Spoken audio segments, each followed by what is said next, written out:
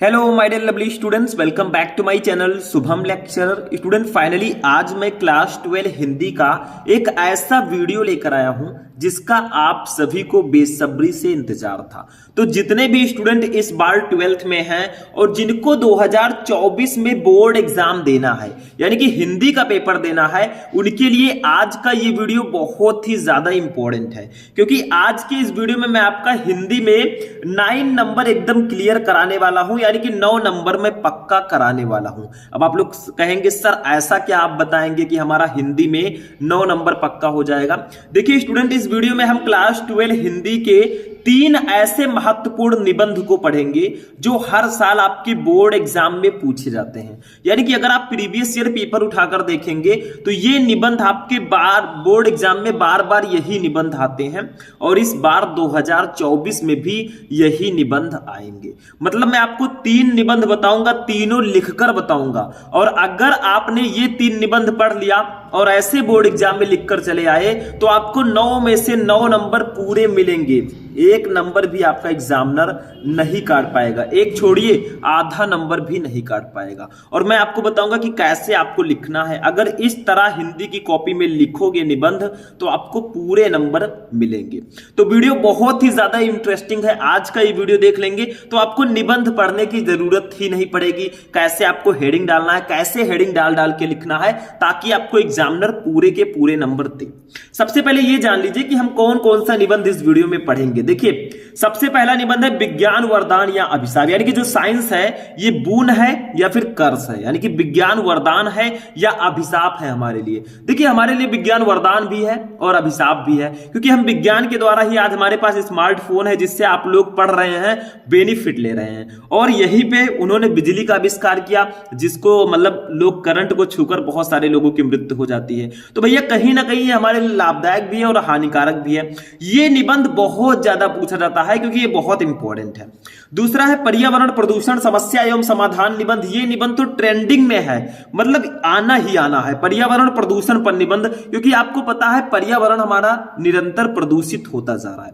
तो इस पर निबंध लिखने को दिया जाएगा इस बार, ये ध्यान रखिएगा। तीसरा देखिए भारत में जनसंख्या वृद्धि की समस्या, यानी कि भारत में जनसंख्या भी लगातार बढ़ रही है जो कि बहुत ही हानिकारक है। मतलब जैसे जैसे जनसंख्या बढ़ेगी भूमि की कमी होगी और बेरोजगार लोगों की संख्या बढ़ेगी। तो ये तीनों निबंध बहुत ज्यादा इंपॉर्टेंट है क्योंकि हमारे वर्तमान में है, पर्यावरण प्रदूषण भी है, भारत में जनसंख्या वृद्धि भी है, तो इस पर निबंध लिखने को दिया जाता है। तो एक एक करके हम तीनों निबंध को पढ़ेंगे। सबसे पहले विज्ञान वरदान या अभिशाप को पढ़ेंगे, कैसे आपको लिखना है निबंध, कैसे हेडिंग डालना है, सारी चीजें मैं आपको बताऊंगा। ठीक है, तो चलिए स्टार्ट करते हैं। इस वीडियो को लाइक कर दीजिएगा, चैनल पर नए चैनल को सब्सक्राइब कर लीजिएगा। तो चलिए स्टार्ट करते हैं। सबसे पहले विज्ञान वरदान या अभिशाप पर निबंध। तो देखिए स्टूडेंट, ऐसे हमको हेडिंग डालना है, मतलब विज्ञान वरदान या अभिशाप। आपको तो प्रश्नोत्तर संख्या डालना होगा और ये मैं आपको ऑलरेडी बता चुका हूं कि कैसे हम लोग बोर्ड एग्जाम में निबंध लिखते हैं। मतलब हिंदी की पूरी कॉपी लिखना मैंने आपको सिखा दिया। अगर आप लोग सर्च करेंगे यूट्यूब पर 12th हिंदी की कॉपी कैसे लिखें शुभम लेक्चरर, तो आपको वो वीडियो मिल जाएगा, उसको देख लेंगे। पूरी कॉपी मैंने लिखना सिखाया। अगर उस तरह लिख कर आओगे 99 लेकर आओगे, ठीक है, 100 भी ला सकते हो। तो विज्ञान वरदान या अभिशाप पर निबंध कैसे लिखेंगे। देखिए कोई भी आप निबंध लिखें, आपको 2 हेडिंग जरूर डालना है।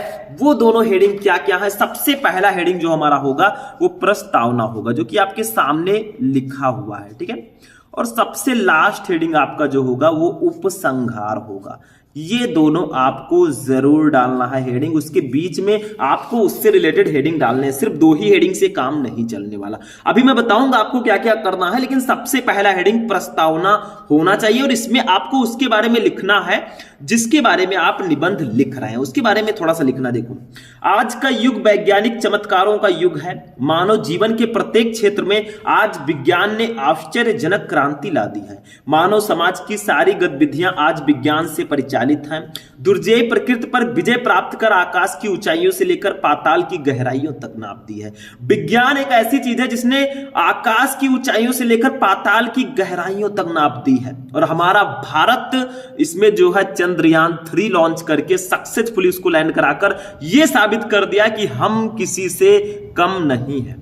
ठीक है, हमारा इंडिया, हमें प्राउड है इस पर। ठीक है, आगे देखिए विज्ञान को वरदान समझा जाए या अभिशाप, अतः इन दोनों पक्षों पर समन्वित दृष्टि से विचार करके ही किसी निष्कर्ष पर पहुंचना उचित होगा। तो आपको पहले विज्ञान के बारे में लिखना है, आखिर साइंस है क्या, तो प्रस्तावना में आपको यही लिखना है। फिर देखिए विज्ञान वरदान या अभिशाप, पहले वरदान के रूप में, आखिर ये हमारे लिए वरदान क्यों है। देखो, आधुनिक मानव का संपूर्ण पर्यावरण विज्ञान के वरदानों के आलोक से आलोकित है। प्रातः जागरण से लेकर रात के सोने तक के सभी क्रियाकलाप विज्ञान द्वारा प्रदत्त साधनों के सहारे ही संचालित होते हैं। ठीक है, आगे देखिए, प्रकाश, पंखा, पानी, साबुन, gas stove, fridge, cooler, heater और यहां तक कि शीशा कंघी से लेकर रिक्शा, साइकिल, स्कूटर, बस, कार, रेल, हवाई जहाज, टीवी, सिनेमा, रेडियो आदि जितने भी साधनों का हम अपने दैनिक जीवन में उपयोग करते हैं वो सब विज्ञान की ही देन है। अगर विज्ञान ना होता तो जो लोग, पहले लोग पैदल जाते थे, कहीं भी यात्रा करना होता था, जो आज आप 2 घंटे में तय कर सकते हैं वो उनको 5 दिन 6 दिन लग जाते थे। तो भाई विज्ञान के कारण आपका टाइम भी बच रहा है, इसीलिए विज्ञान हमारे लिए वरदान है। आप टेलीविजन देखते हैं, रेल, कार, बस, ट्रक, सारी चीजें, जो साइकिल चलाते हैं, स्कूटर चलाते हैं, सब कुछ विज्ञान की ही देन है। विज्ञान के इन विविध वरदानों की उपयोगिता कुछ इस प्रकार है, मतलब किस किस क्षेत्र में विज्ञान की देन है वो आपको बताना। जैसे यातायात के क्षेत्र में, दैनिक जीवन में, स्वास्थ्य एवं चिकित्सा के क्षेत्र में, ऐसे हेडिंग डाल के लिखना है, क्योंकि भैया 9 नंबर का आता है तो आपको एक्सप्लेन तो करना ही होगा। देखो, सबसे पहले यातायात के क्षेत्र में विज्ञान का क्या वरदान है, तो देखिए, प्राचीन काल में मनुष्यों को लंबी यात्रा तय करने में वर्षों लग जाते थे, लंबी यात्रा तय करने में उनको वर्षों लग जाते थे, किंतु आज रेल, मोटर, जलपोत, वायुयान आदि के आविष्कार से दूर स्थानों पर बहुत शीघ्र पहुंचा जा सकता है। यातायात और परिवहन की उन्नति से व्यापार का भी कायापलट हो गया है, मतलब जितना ज्यादा यातायात और परिवहन बढ़ता जा रहा है वो व्यापार में भी काफी ज्यादा वृद्धि हुई है, क्योंकि भाई व्यापार पहले लोग पैदल ले जाते रहे होंगे सामान, अब तो गाड़ियां आ गई एक से एक। ठीक है, तो यातायात के क्षेत्र में काफी ज्यादा वरदान है। संचार के क्षेत्र में देखो, बेतार के तार ने संचार के क्षेत्र में क्रांति ला दी है। आकाशवाणी, दूरदर्शन, तार, दूरभाष आदि की सहायता से कोई भी समाचार क्षण भर में विश्व के एक छोर से दूसरे छोर तक पहुंचाया जा सकता है। यानी कि पहले क्या होता था, पत्र लिखते थे भैया, पोस्टमैन इसको लेकर जाता था, वहां पहुंचाता था, आपका एक मैसेज पहुंचने में 5 से 6 दिन लग गया। अब डायरेक्ट व्हाट्सएप खोला, मैसेज कर दिया, भैया कल मेरे भाई की शादी है, आपको आना है। ठीक है, तो अब कितनी सुविधा हो गई। पता लगा कि अगर गलती से मान लीजिए शादी के 1 दिन पहले आप पहले लेटर लिख दें और पता चलेगा कि जब तक वो लेटर जाएगा भैया शादी हो चुकी है। ठीक है, सारा प्रोसेस, तो ये आपका होगा। इतना संचार के क्षेत्र में भी काफी ज्यादा इसका योगदान है। ठीक, तीसरा देखिए, तीसरा है दैनिक जीवन में, दैनिक लिखिएगा इसको। ठीक है, दैनिक जीवन में विद्युत के आविष्कार ने मनुष्य की दैनिक सुख सुविधाओं को बहुत बड़ा कर दिया है, बहुत बढ़ा दिया है। वह हमारे कपड़े धोती है, गर्मी सर्दी दोनों से समान रूप से हमारी रक्षा करती है। आज की समस्त औद्योगिक प्रगति इसी पर निर्भर है। देखिए भैया, वॉशिंग मशीन, हीटर, गीजर, ठीक है, सारी चीजें उपलब्ध है। गर्मियों के लिए एसी, ठीक, तो हर चीज आपको विज्ञान दे रहा है, तो सुख सुविधाएं भी आपकी बढ़ गई हैं। चौथा देखिए, स्वास्थ्य के क्षेत्र में भैया जो हमारा हेल्थ है, इसके क्षेत्र में क्या है, देखो, मानव को भयानक और संक्रामक रोगों से पर्याप्त सीमा तक बचाने का श्रेय विज्ञान को ही है। कैंसर यानी कि टीबी, कैंसर, क्षय रोग हो गया, टीबी, हृदय रोग एवं अन्य जटिल रोगों का इलाज विज्ञान द्वारा ही संभव हुआ है। तो स्वास्थ्य के क्षेत्र में भी इसका काफी ज्यादा योगदान है। 5 नंबर देखिए, औद्योगिक क्षेत्र में क्या योगदान है। भारी मशीनों के निर्माण ने बड़े बड़े कारखानों को जन्म दिया है, जिससे श्रम, समय और धन की बचत के साथ साथ प्रचुर मात्रा में संभव हुआ है। मतलब जो बड़ी बड़ी मशीनें आई हैं, इससे ना तो अब भैया किसी श्रमिक का काम लग रहा है, किसी लेबर का काम लगता है, ना ही किसी का मशीनें चल रही है, टाइम, धन और श्रम सब कुछ बच रहा है। ठीक है, तो औद्योगिक क्षेत्र में भी काफी ज्यादा योगदान है। कृषि के क्षेत्र में लगभग 139 करोड़ से अधिक, ठीक है, अपनी इंडिया की जनसंख्या भाई 139 करोड़ पहुंच चुकी है, तो लगभग 139 करोड़ से अधिक जनसंख्या वाला हमारा देश आज यदि कृषि के क्षेत्र में आत्मनिर्भरता की ओर अग्रसर हो सका है, तो ये भी विज्ञान की ही देन है। आज कृषि में बहुत सारी मशीनें आ गई, ट्रैक्टर आ गया है। पहले क्या होता था, लोग, मैंने सुना है ऐसा कि बैलों को उसके द्वारा खेतों को जोता जाता था, ठीक है, खेतों की रुपाई की जाती थी। लेकिन अब क्या है भैया, अब ट्रैक्टर और भी भारी सारी चीजें आ गई हैं। नेक्स्ट देखिए, शिक्षा के क्षेत्र में जो आप लोग इस समय ग्रहण कर रहे हैं, देखो मुद्रण यंत्रों के आविष्कार ने बड़ी संख्या में पुस्तकों का प्रकाशन संभव बनाया है, जिससे पुस्तकें सस्ते मूल्य पर मिल सकी हैं। इसके अतिरिक्त समाचार पत्र, पत्रिकाएं आदि ये भी हैं। ठीक है, तो शिक्षा के क्षेत्र। मनोरंजन में देखिए, चलचित्र, आकाशवाणी, दूरदर्शन आदि के आविष्कार ने मनोरंजन को सस्ता और सुलभ बना दिया है। टेप रिकॉर्डर, वीसीआर, डीवीडी आदि ने इस दिशा में क्रांति ला दी है। अब ये तो था विज्ञान वरदान के रूप में, मतलब विज्ञान वरदान के रूप में हमारे लिए कैसे है, ठीक है, वो मैंने बताया। किस किस क्षेत्र में है वो मैंने बताया। अब अभिशाप क्यों है आखिर, ये देखो। अभिशाप, विज्ञान विज्ञान का एक और पक्ष भी है। विज्ञान एक असीम शक्ति प्रदान करने वाला तटस्थ साधन है। मानव चाहे जैसे इसका इस्तेमाल कर सकता है। सभी जानते हैं कि मनुष्य में दैवी प्रवृत्ति भी है और आसुरी प्रवृत्ति भी। सामान्य रूप से जब मनुष्य की दैवी प्रवृत्ति प्रबल होती है तो वह मानव कल्याण से कार्य किया करता है। अतः कहा जा सकता है कि आज विज्ञान की विध्वंसक शक्ति पहले की अपेक्षा बहुत बढ़ गई है। जहां एक और विज्ञान ने मानव जीवन को अनेक प्रकार की सुख सुविधाएं प्रदान की है, वहीं दूसरी ओर विज्ञान के ही कारण मानव जीवन अत्यधिक खतरों से परिपूर्ण तथा असुरक्षित भी हो गया है। कंप्यूटर तथा दूसरी मशीनों ने यदि मानव को सुविधा के साधन उपलब्ध कराए हैं, औद्योगिक प्रगति ने पर्यावरण प्रदूषण की विकट समस्या खड़ी कर दी है। जैसे जैसे औद्योगिक प्रगति हो रही है, उससे धुएं निकल रहे हैं और भी बहुत सारी चीजें हो रही हैं, तो उससे भैया समस्या प्रकट हो गई है। यानी कि जैसे जैसे ईंधन जलेंगे तो समस्या प्रकट होगी। ठीक है, जीवाश्म ईंधन, साथ ही गैसों के रिसाव से अनेक व्यक्तियों के प्राण भी जा चुके हैं। तो अगर विज्ञान वरदान है तो ये अभिशाप भी है। उपसंहार देखेंगे, नेक्स्ट हेडिंग जो हमारा लास्ट हेडिंग होगा निबंध का, हमारा विज्ञान वरदान या अभिशाप का लास्ट निबंध। उपसंहार, विज्ञान सचमुच तलवार है जिससे व्यक्ति आत्मरक्षा भी कर सकता है और अनाड़ीपन में अपने अंग भी काट सकता है। मतलब आप फोन लिए हैं, उसको आप यूज कर रहे हैं, स्मार्टफोन, आप पढ़ाई कर रहे हैं इस समय, अच्छा है, पढ़ाई कर रहे हैं, बहुत ही अच्छा है, क्योंकि जो चीजें आपको कोचिंग्स में नहीं मिलती जल्दी, वो आपको ऑनलाइन मिल रही है। लेकिन कुछ लोग इसका मिस यूज भी करते हैं, यही चीज गड़बड़ है। इसमें कुछ ऐसे एडवर्टीजमेंट भी आ जाते हैं जो आपके लिए हानिकारक हो सकते हैं। इसमें दोष तलवार का नहीं, उसके प्रयोक्ता का है। दोष किसी का नहीं है, ये फोन का दोष नहीं है। आप उसका यूज कैसे कर रहे हैं वो आपके ऊपर है भाई। ठीक है, तो आप उसको मिस यूज मत कीजिए। विज्ञान ने मानव के सम्मुख असीमित विकास का मार्ग खोल दिया है, जिससे मनुष्य संसार से बेरोजगारी, भुखमरी, महामारी आदि को समूल नष्ट कर विश्व को अभूतपूर्व सुख समृद्धि की ओर ले जा सकता है। तो ये हमारा था विज्ञान वरदान या अभिशाप पर निबंध। ठीक है, फर्स्ट लास्ट हेडिंग बिल्कुल याद रखिएगा, बीच में आपको सारे हेडिंग्स डालना है। हेडिंग इंपॉर्टेंट होता है। बहुत सारे स्टूडेंट कहते हैं सर एकदम किताब से याद करके जाए वही लिखें, जरूरी नहीं है, खुद भी आप लिख सकते हैं अपनी तरफ से, लेकिन आपको हेडिंग अच्छे से लिखना आना चाहिए, कौन कौन सा हेडिंग रहेगा। ठीक है, ये हो गया हमारा फर्स्ट। चलिए नेक्स्ट निबंध देखते हैं। अब देखिए स्टूडेंट, जो हमारा नेक्स्ट निबंध है वो है पर्यावरण प्रदूषण समस्या एवं समाधान। बहुत ही महत्वपूर्ण निबंध है ये। मतलब पर्यावरण प्रदूषण जो है ये समस्या है, इसका समाधान कैसे करें भाई। तो देखिए प्रस्तावना सबसे पहला हेडिंग इसमें भी रहेगा, कोई भी निबंध हो फर्स्ट हेडिंग प्रस्तावना। देखो, जो हमें चारों ओर से प्रवृत्त किए हुए है वही हमारा पर्यावरण है। इस पर्यावरण के प्रति जागरूकता आज की प्रमुख आवश्यकता है, क्योंकि ये प्रदूषित हो रहा है। प्रदूषण की समस्या प्राचीन एवं मध्यकालीन भारत के लिए अज्ञात थी। ये वर्तमान युग में हुई औद्योगिक प्रगति एवं शस्त्रास्त्रों के निर्माण के फलस्वरूप उत्पन्न हुई है। मतलब जो पर्यावरण प्रदूषण है, अब देखिए ऐसे ऐसे शस्त्र हो चुके हैं, कहीं पे युद्ध हो रहा है, वहां पे बॉम्ब विस्फोट हो रहे हैं, वहां से प्रदूषण फैल रहा है। तो ये सारी चीजें पर्यावरण प्रदूषण को बढ़ावा देती हैं। रॉबर्ट कोच ने कहा था, एक दिन ऐसा आएगा कि जब मनुष्य को स्वास्थ्य के सबसे बड़े शत्रु के रूप में निर्दयी शोर से संघर्ष करना पड़ेगा। ये जो शोर है, जो नॉइस है, इससे आपको संघर्ष करना पड़ेगा। ठीक है, लगता है कि वह दुखद दिन अब आ गया है भाई। शोरगुल बहुत हो रहा है। पहले लोग पैदल भले ही चलते थे, लोग साइकिल से भले ही चलते थे, लेकिन वो ठीक था। भला गाड़ी से धुएं तो नहीं निकलते थे कि पर्यावरण को प्रदूषित करें। ठीक है, अब जितना ज्यादा सुख सुविधा है उतना ज्यादा रोग भी लोगों को होते हैं। प्रदूषण का अर्थ हमारा नेक्स्ट हेडिंग होगा। आखिर प्रदूषण है क्या। देखो, स्वच्छ वातावरण में ही जीवन का विकास संभव है। जितना अच्छा वातावरण होगा जीवन उतना ही अच्छा होगा। पर्यावरण का निर्माण प्रकृति के द्वारा किया गया है। मतलब प्रकृति के द्वारा पर्यावरण का निर्माण किया गया है। प्रकृति द्वारा प्रदत्त पर्यावरण जीवधारियों के अनुकूल होता है। जब इस पर्यावरण में किन्हीं तत्वों का अनुपात, मान लीजिए कोई भी तत्व है, उसका अनुपात इस रूप में बदलने लगता है जिसका जीवधारियों के जीवन पर प्रतिकूल प्रभाव पड़ने की संभावना होती है। इससे मानवता के विनाश का संकट उत्पन्न हो गया है। औद्योगिक तथा रासायनिक कूड़े कचरे के ढेर से पृथ्वी, हवा तथा पानी प्रदूषित हो रहे हैं भाई। ठीक है, तो ये आपका प्रदूषण था, मतलब पर्यावरण प्रदूषण प्रस्तावना पहला हेडिंग।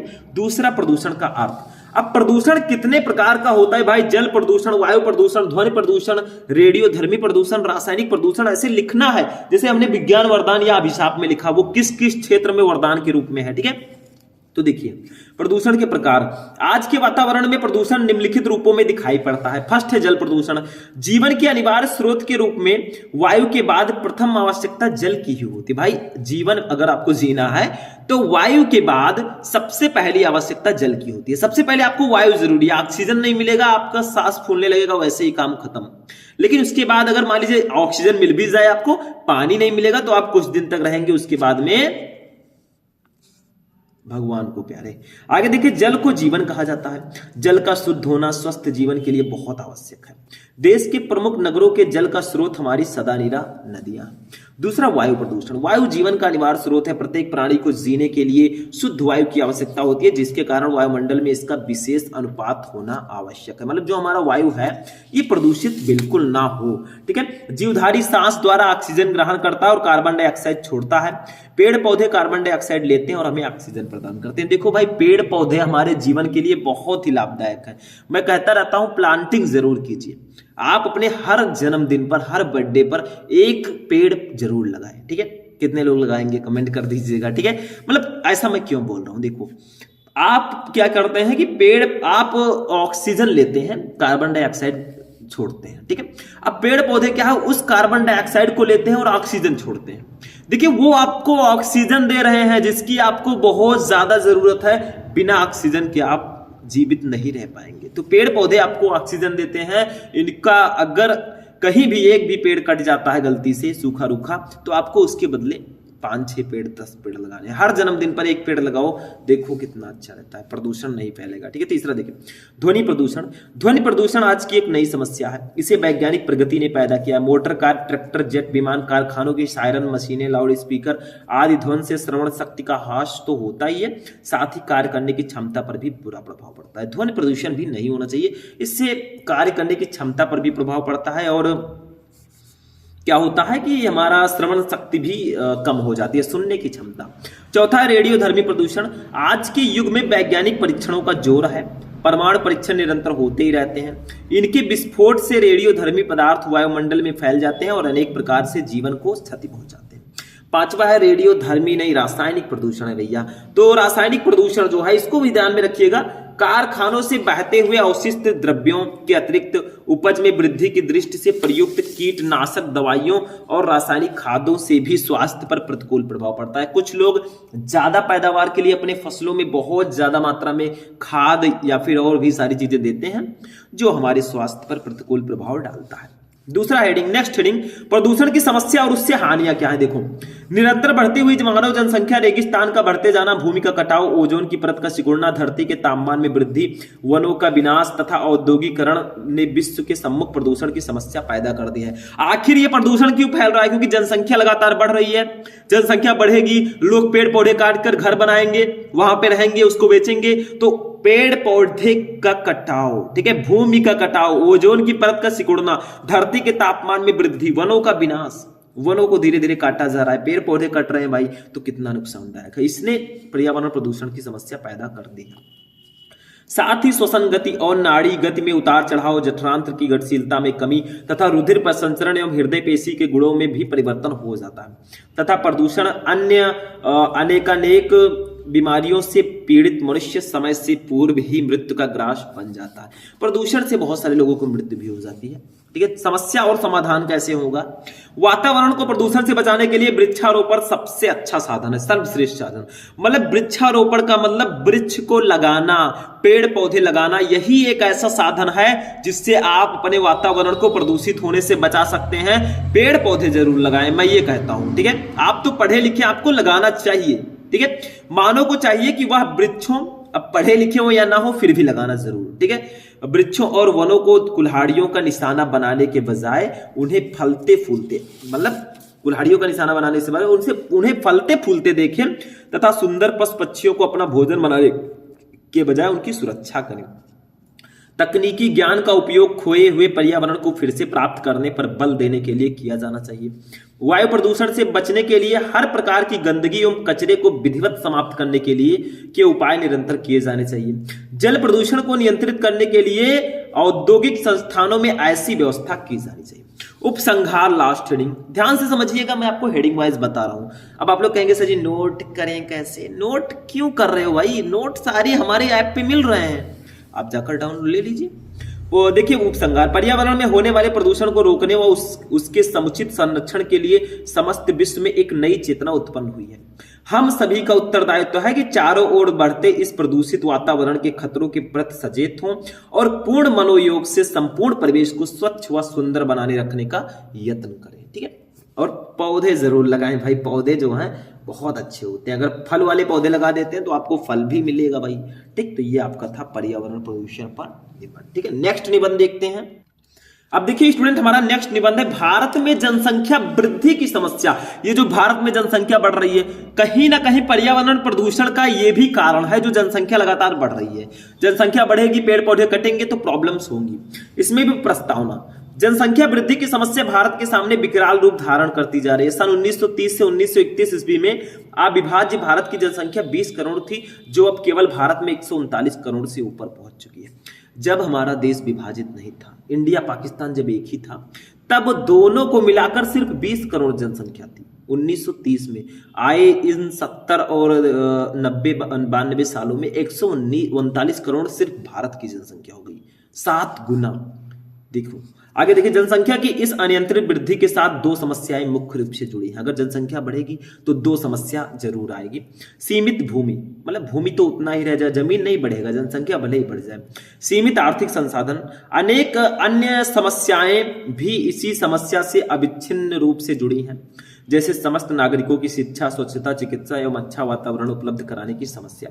इन समस्याओं का निदान न होने के कारण भारत क्रमशः एक अजायब घर बनता जा रहा है और मातृभूमि की यह दशा लज्जा का विषय बनती जा रही है। मतलब ये अगर जनसंख्या वृद्धि ना रुकी तो भारत संकट में आ जाएगा। सिर्फ भारत ही नहीं, कोई भी देश हो, अगर जनसंख्या ज्यादा रहेगी, भूमि नहीं बढ़ेंगे, और भूमि तो बिल्कुल नहीं बढ़ेंगे। अब सभी लोग कहेंगे सर हमें नौकरी चाहिए, हम बेरोजगार हैं, जनसंख्या बढ़ती जा रही है। ठीक है, आदमी को यह सोचना चाहिए कि हम दो हमारे दो। अगर कपल हैं फैमिली तो उनमें दो माता पिता जो हो गए और दो बच्चे होने चाहिए, हम दो हमारे दो। ठीक है, फिर देखिए जनसंख्या वृद्धि से उत्पन्न समस्या क्या है। विनोबा जी ने कहा था, जो बच्चा एक मुंह लेकर पैदा होता है वो दो हाथ लेकर भी आता है। आशा यह है कि दो हाथों से पुरुषार्थ करके व्यक्ति अपना एक मुंह तो भर ही सकता है, पर यह बात देश के औद्योगिक विकास से जुड़ी है। यदि देश की अर्थव्यवस्था बहुत सुनियोजित हो तो वहां रोजगार के अवसरों की कमी नहीं रहती। आजीविका की समस्या के अतिरिक्त जनसंख्या वृद्धि के साथ एक ऐसी समस्या भी जुड़ी हुई है जिसका समाधान किसी के पास नहीं, वो है सीमित भूमि की समस्या। भारत का क्षेत्रफल विश्व का कुल 2.4% ही है, क्षेत्रफल इतना ही है, जबकि यहाँ की जनसंख्या विश्व की जनसंख्या की 17% है। पूरे विश्व में जितनी जनसंख्या, उसका 17% जनसंख्या सिर्फ भारत में है। अतः जनसंख्या वृद्धि का सबसे बड़ा अभिशाप किसी देश के विकास को अवरुद्ध करना। अगर जनसंख्या बढ़ती रही तो विकास रुक जाएगा हमारे देश का। ठीक है, आगे देखिए नेक्स्ट हेडिंग है जनसंख्या वृद्धि के कारण क्या है। देखो, प्राचीन भारत में आश्रम व्यवस्था द्वारा मनुष्य के व्यक्तिगत एवं सामाजिक जीवन को नियंत्रित कर व्यवस्थित किया गया था। मतलब पहले आश्रम होते थे, लोग वासनाओं से दूर रहते थे, मतलब ब्रह्मचर्य का पालन करते थे। ठीक है, आश्रम में रहते थे। 100 वर्ष की संभावित आयु का केवल चौथाई भाग 25 वर्षीय गृहस्थ आश्रम के लिए था। मतलब 100 वर्ष अगर जिंदगी है तो सिर्फ 25 वर्ष आपको आश्रम में रहना है अपनी वाइफ के साथ, बाकी नहीं। ठीक है, ग्रामों में कृषि योग्य भूमि सीमित है। सरकार द्वारा भारी उद्योगों को बढ़ावा दिए जाने से हस्तशिल्प और कुटीर उद्योग चौपट हो गए हैं, जिससे गांव का आर्थिक ढांचा लड़खड़ा गया है। मतलब ऐसी ऐसी मशीनें आ गई है कि आदमी का काम ही नहीं, आदमी कितना भी कलाकार हो, अच्छी अच्छी मूर्तियां बनाता हो, कुछ करता हो, मशीनें आ गई हैं, आदमी का काम मशीनों ने छीन लिया। इसीलिए मैं कहता हूं विज्ञान वरदान भी है, अभिशाप भी है। इस प्रकार सरकार द्वारा गांवों को लगातार उपेक्षा के कारण वहां विकास के अवसर अनुपलब्ध होते जा रहे हैं। इसीलिए गांव के लोग शहर भागते हैं, चलो यार शहर में कमाएंगे किसी तरह। ठीक है, उधर शहरों में स्वस्थ मनोरंजन के साधन स्वल्प होने से अपेक्षाकृत संपन्न वर्ग को प्रायः सिनेमा या दूरदर्शन पर ही निर्भर रहना पड़ता है, जो कृत्रिम पाश्चात्य जीवन पद्धति का प्रचार कर वासनाओं को उभारता है। ठीक है। इसके अतिरिक्त बाल विवाह, गर्म जलवायु, रूढ़िवादी चिकित्सा सुविधाओं के कारण मृत्यु दर में कमी बनना सहायक, क्योंकि अब विज्ञान आ गया, चिकित्सा सुविधा है, कोई भी रोग होता है तुरंत दवा हो जाती है, मृत्यु दर में कमी आ रही है। लोग की मृत्यु तो होती नहीं ज्यादा, लेकिन बच्चे जरूर पैदा होते हैं भाई, ठीक है, खुशी की बात है। आगे देखिए, जनसंख्या वृद्धि को नियंत्रित कैसे करें। जनसंख्या वृद्धि को नियंत्रित करने का सबसे स्वाभाविक और कारगर उपाय तो संयम या ब्रह्मचर्य ही है। ब्रह्मचर्य का पालन करेंगे तभी जनसंख्या वृद्धि रुकेगी।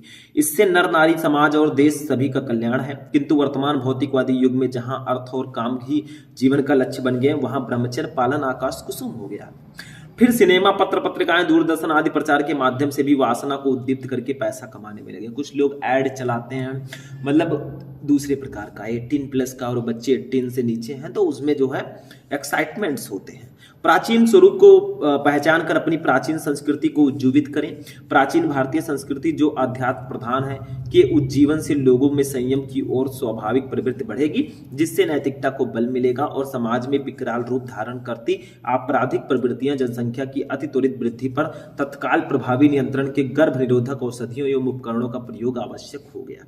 मतलब गर्भ निरोधक औषधियां भी यूज करनी चाहिए और ज्यादा बच्चे पैदा नहीं करना चाहिए। कपल्स को हम दो हमारे दो होना चाहिए, ज्यादा नहीं भाई। जनसंख्या बढ़ेगी तो प्रॉब्लम होगी, और ज्यादा बच्चे पैदा हो जाएंगे तो भाई उनको कहां से पढ़ाएंगे, कहां से क्या करेंगे अगर आपके पास कोई जॉब्स नहीं है।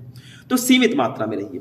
उपसंहार, जनसंख्या वृद्धि को नियंत्रित करने का वास्तविक स्थायी उपाय तो सरल और सात्विक जीवन पद्धति अपनाने में ही निहित है, जिसे प्रोत्साहित करने के लिए सरकार को ग्रामों के आर्थिक विकास पर विशेष ध्यान देना चाहिए, जिससे ग्रामीणों का आजीविका की खोज में शहर की ओर पलायन रुक सके। वस्तुतः ग्रामों के सहज प्राकृतिक वातावरण में संयम जितना सरल है, उतना शहरों के घुटन भरे आडंबर युक्त जीवन में नहीं।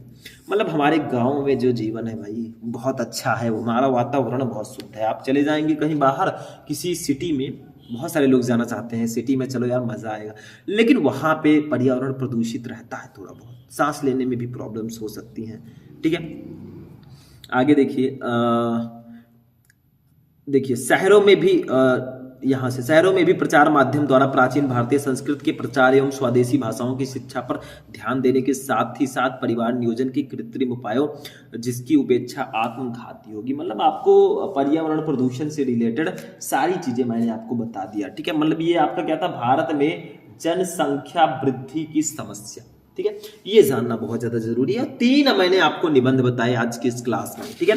मैंने आपको बताया विज्ञान वरदान या अभिशाप पर निबंध, मैंने आपको बताया पर्यावरण प्रदूषण और भारत में जनसंख्या वृद्धि पर निबंध। यकीन मानिए ये तीनों बहुत इंपॉर्टेंट है, इनको मैं VVI की कैटेगरी में रखता हूँ। वेरी वेरी इंपॉर्टेंट, बहुत बहुत ज्यादा इंपॉर्टेंट है। अब आप लोग माने या ना माने लेकिन इंपॉर्टेंट है भाई, ठीक है। आप प्रीवियस से पेपर उठाकर देख लीजिए। तो चलते हैं, मिलते हैं आगे नेक्स्ट वीडियो में। इस वीडियो को लाइक कीजिएगा, चैनल को सब्सक्राइब कर लीजिएगा। मिलेंगे नेक्स्ट वीडियो में, तब तक के लिए जय हिंद।